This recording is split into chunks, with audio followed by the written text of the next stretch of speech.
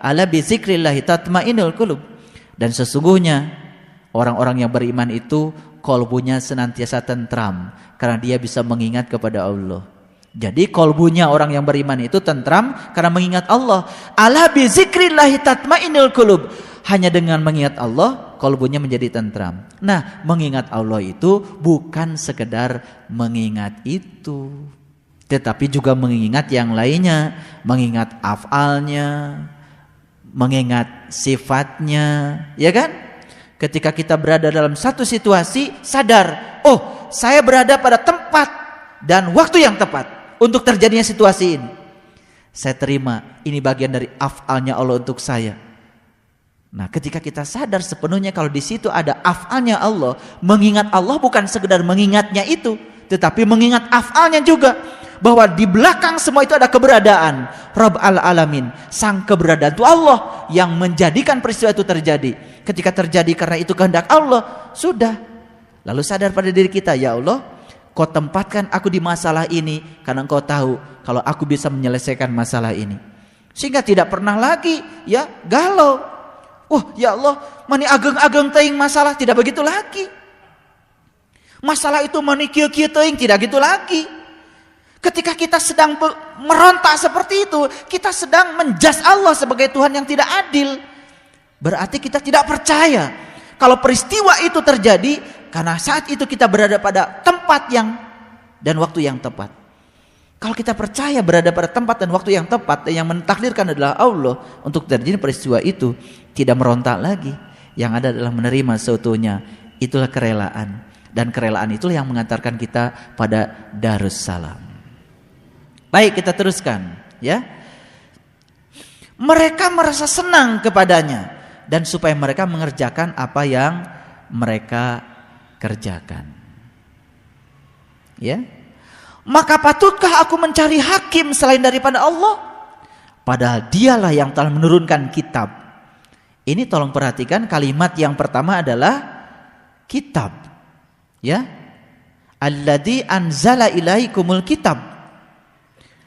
Ya. Tetapi kalimat yang berikutnya apa? Ya. Padahal dia telah menurunkan kitab kepadamu dengan terperinci. Ya. Mufassala. Mufassala itu bisa terperinci, bisa juga jelas, bisa juga sistematik. Jadi Allah menurunkan kitab itu ya perlahan-lahan. Mulai dari fase bintang, fase bulan, betul nggak? Fase matahari, ya kan? Iya, pelan-pelan. Fasenya seperti itu. Oh, begitu kita masuk fase matahari, ya, udah. Wa ma ana minal musyrikin. Terbebas aku dari sifat syirik. Ya kan? Subhanallah. Kemudian orang-orang yang telah kami datangkan kitab kepada mereka, mereka mengetahui bahwa kitab itu diturunkan dari Tuhanmu dengan sebenarnya. Maka janganlah kamu sekali-kali termasuk orang-orang yang ragu. Ya. Nah, keraguan itu juga merupakan bibit, ya, kita menghadirkan kegelapan yang baru. Maka kalimat yang selanjutnya adalah watammat kalimatu, telah sempurnalah kalimat Tuhan. Watammat kalimatu rabbika. Sering membaca kalimat ini? Sering, ya. Bismillahirrahmanirrahim. Alhamdulillahi minal jinnati wan nas watammat kalimatu. Ya. Ternyata untuk sampai di watamat kalimat itu apa dulu? Bismillahirrahmanirrahim.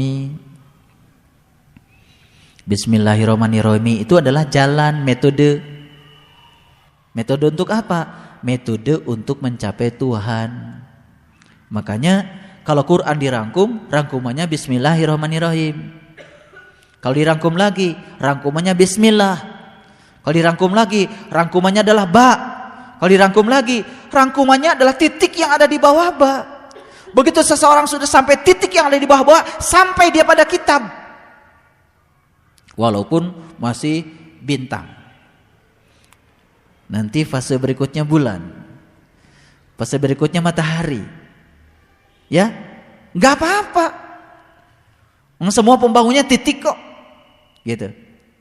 Makanya Bismillahirrahmanirrahim. Begitu seseorang mendapatkan cara untuk mencapai Tuhan, begitu sampai pada Tuhan, alhamdulillahi, segala puji hanya miliknya Allah.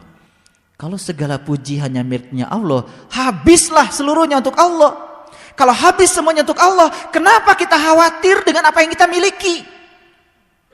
Karena sesungguhnya kita tidak memilikinya. Aneh, kita punya kebiasaan yang buruk, sering khawatir pada apa yang kita miliki, padahal kita tidak memilikinya. Nah, kapan orang tidak khawatir? Ketika dia tidak merasa memilikinya. Ya. Dulu ketika kita tidak punya mobil, tidak khawatir hilang mobil karena kita tidak memiliki mobil. Oke? Dulu ketika kita tidak punya uang, tidak khawatir kehilangan uang karena kita tidak punya uang. Seharusnya ketika kita pun diberi oleh Allah amanah yang namanya uang, yang namanya mobil, rasa khawatir tidak kehilangan itu harusnya tetap ada. Karena apa? Karena kita tidak berhak untuk takut yang kehilangan yang kita miliki. Oh, kita tidak memilikinya kok. Karena sudah menyatakan alhamdulillahi. Ya. Kalau sudah alhamdulillahinya utuh, minal jinnati wannas, maka kita menjadi manusia yang utuh lahir batin. Sudah saya bahas ya, minal jinnati wannas di episode sebelumnya. Jinnati wannas jangan dipahami sesuatu yang terpisah. Jinnati wannas itu ya keutuhan, kesempurnaannya manusia. Jin itu sesuatu yang tersembunyi pada diri kita. Diri kita ada yang lahirnya, ada yang tersembunyi kan? Minal jinnati wannas, menjadi manusia. Kalau sudah menjadi manusia, wa tammat kalimatu, dan sempurnalah kalimatnya.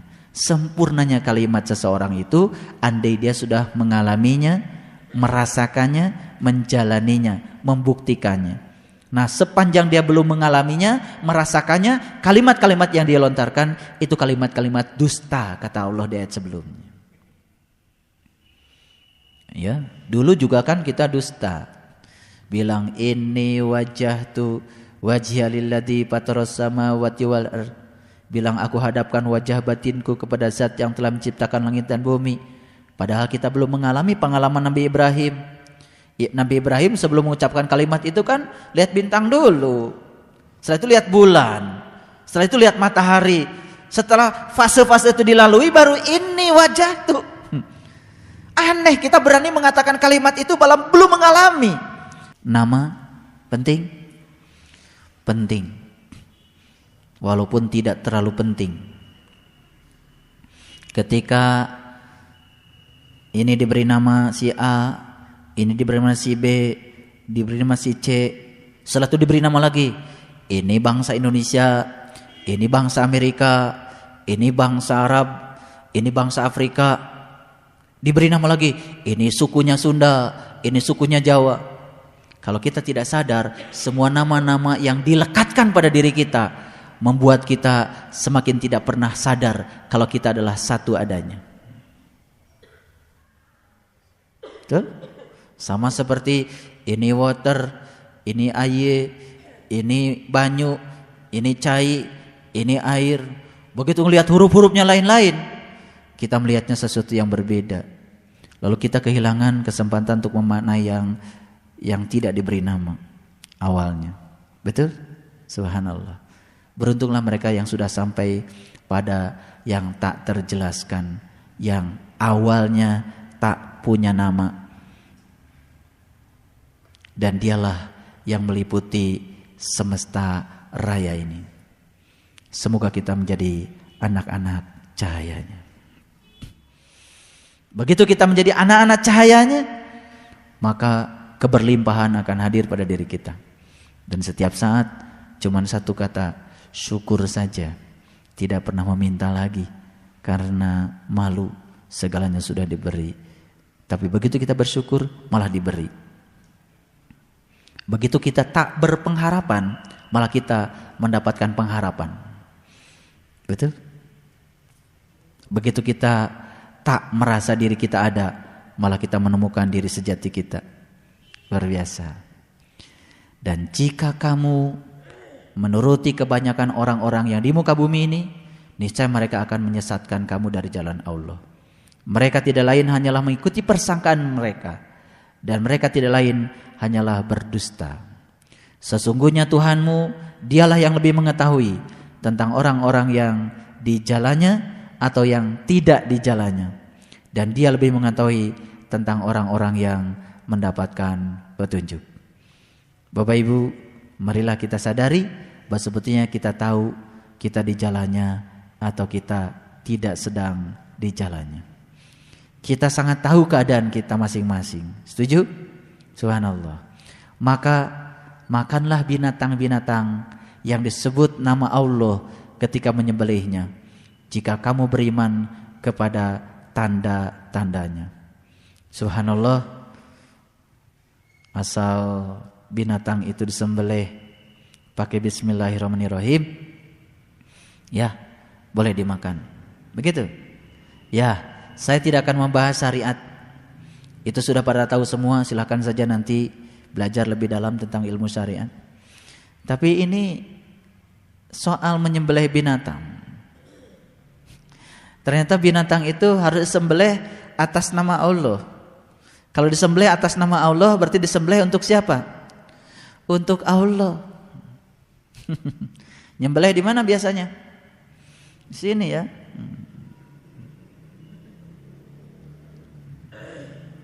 Kalau nyembelihnya bukan dari sini, makanya Siratul Mustaqim itu cuma satu.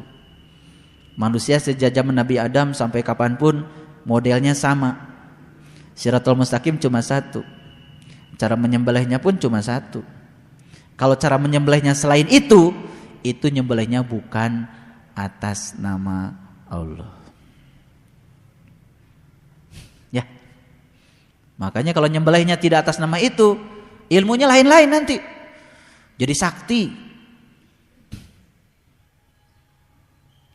Bisa ngalengit dinu caang. Teterak di kadek. Aneh-aneh ilmunya jadinya.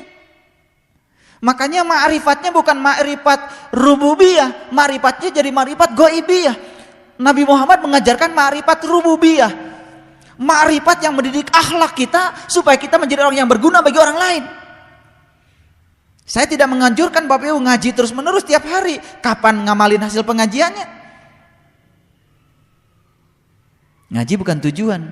Ngaji itu saran untuk mencapai tujuan. Setelah ngaji di sini berkarya. Bagaimana berkarya? Dengan cara melepaskan ketidakrelaan. Betul? Berkarya dalam damai. Lain orang yang berkarya dalam damai dengan orang yang berkarya tidak dalam keadaan damai. Sebentar akan saya tunjukkan ayat.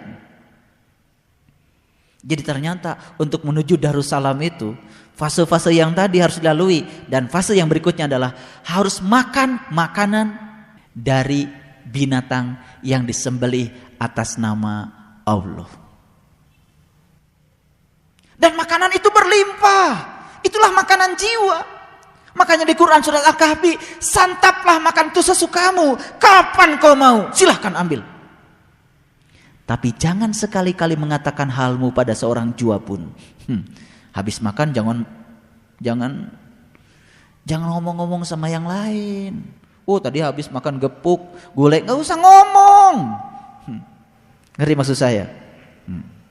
Nah, makanannya itu makanan jiwa.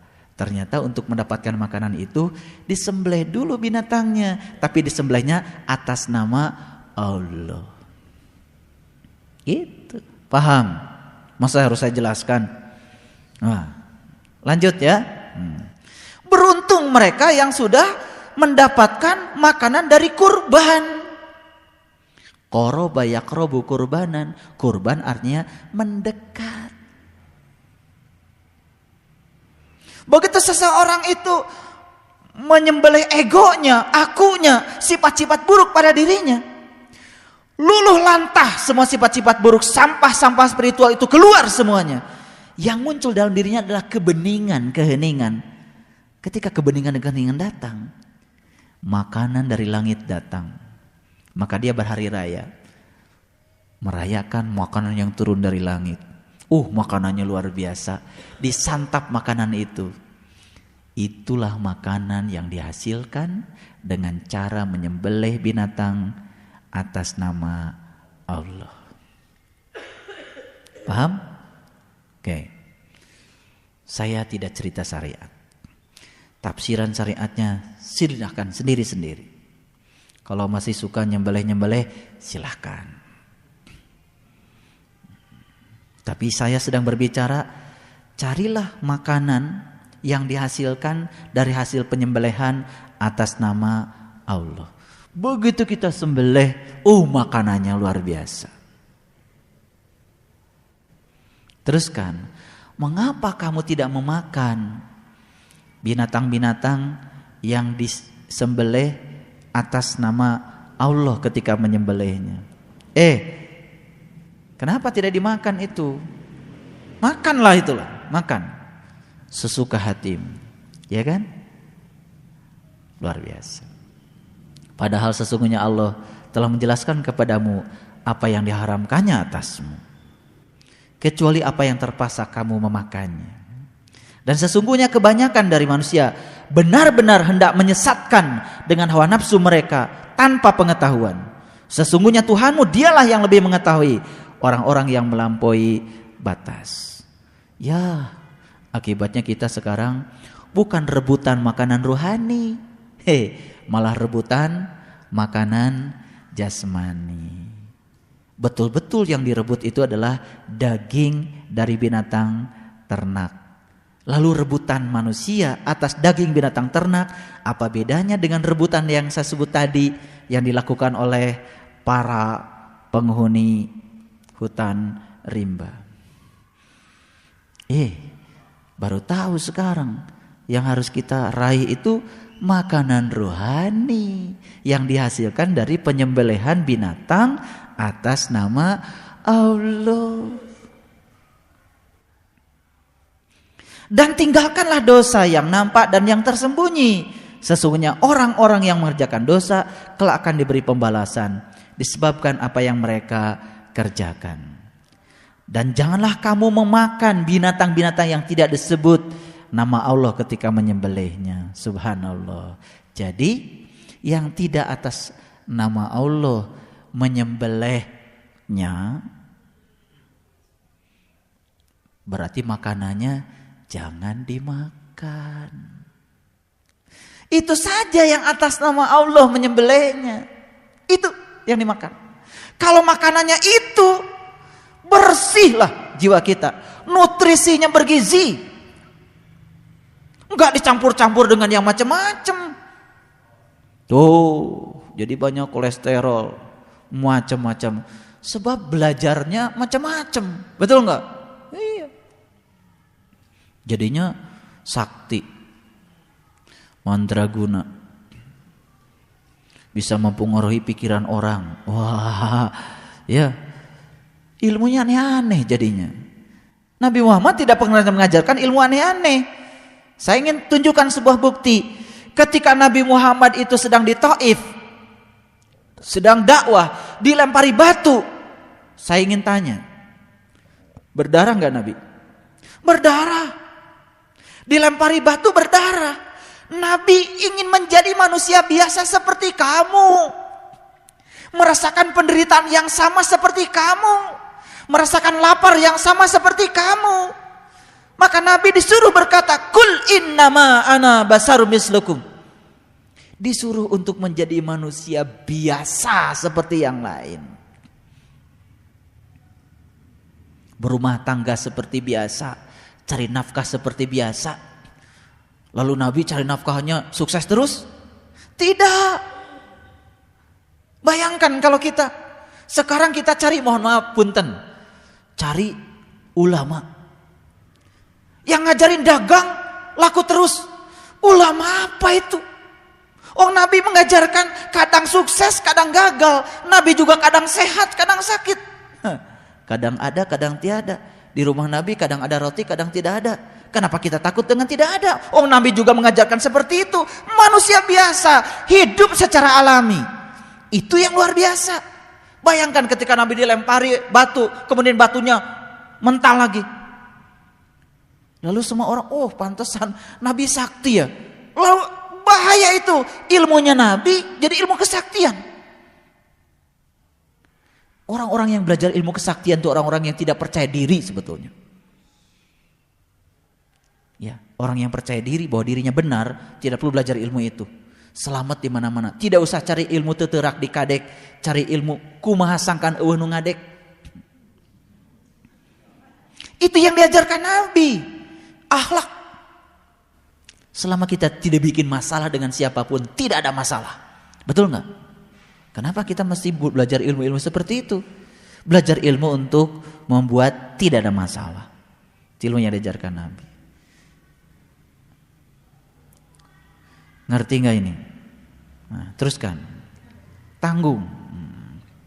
Ya, jadi kita jangan memakan makanan dari binatang yang disembelih tidak atas nama Allah. Yang lain-lain itu selain itu gak usah dimakan. Ya, cukup nur ala nur. Gak apa-apa pengobatan, tapi pengobatannya pakai nur ala nur. Allah itu maha segalanya. Kun fayakunnya Allah juga maha segalanya. Tapi jangan suka memanfaatkan Allah untuk kesenangan-kesenangan kita. Nabi Muhammad pernah ditawari Jabal Uhud dijadikan gunung emas. Ditolak mentah-mentah sama Nabi. Tidak. Aku lebih baik mencari uang dengan caraku. Dagang, kadang sukses, kadang tidak. Kadang laku, kadang rugi. Biasa kan? Dalam laku ada pelajaran, dalam rugi ada pelajaran. Itulah manusia yang luar biasa. Manusia yang luar biasa adalah manusia yang hidupnya biasa. Jangan aneh-aneh.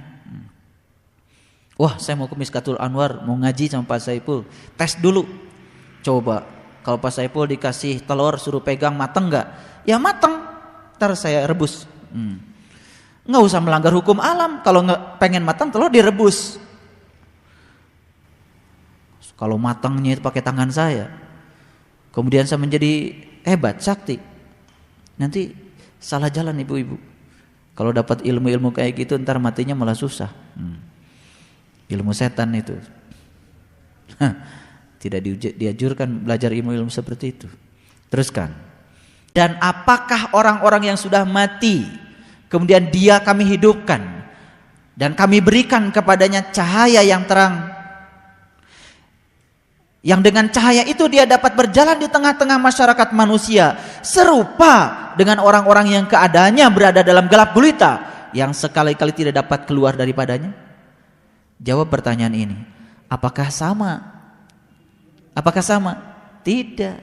Ternyata orang ini mati dulu. Betul? Setelah mati, gara-gara disembelih mati kan? Setelah mati dia diberi cahaya. Itulah makanannya dia. Setelah diberi cahaya yang terang benderang, dia bisa berjalan di muka bumi ini, berguna hidupnya bagi orang lain. Ulangi lagi kalimatnya. Apakah orang-orang yang sudah mati, kemudian dia kami hidupkan dan kami berikan kepadanya cahaya yang terang benderang. Jadi setelah tadi mati, dihidupkan. Betul? Nah, setelah dihidupkan, dia mendapatkan cahaya yang terang benderang. Setelah mendapatkan cahaya, dia berjalan di muka bumi ini, membagi kasih sayang yang Allah berikan padanya. Tuh, berguna hidupnya seperti itu. Beda orang yang terang benderang dengan gelap gulita? Beda. Jadi kalau orang yang terang benderang itu cari nafkahnya selalu dalam keadaan siang. Betul? Tidak pernah malam. Ya, dalam cahaya matahari rohaninya. Subhanallah. Nah, Allah katakan di ayat ini, demikianlah kami jadikan orang-orang yang tertutup itu memandang baik apa yang telah mereka kerjakan. Dan demikianlah kami adakan pada tiap-tiap negeri penjahat-penjahat yang terbesar, agar mereka melakukan tipu daya dalam negeri itu, dan mereka tidak memperdayakan melainkan dirinya sendiri, sedang mereka tidak menyadarinya. Manusia, kata Allah, di tiap-tiap negeri hati-hati, ada penjahatnya yang akan melakukan tipu daya. Hati-hati gitu. Di mana negerinya? Oh, negerinya di dalam dirimu sendiri. Di negeri itu, di tempat kita mencari makanan-makanan rohani, di situ banyak itu penjahat-penjahatnya, dan jangan tertipu oleh dia, ya, supaya kamu selamat. Subhanallah.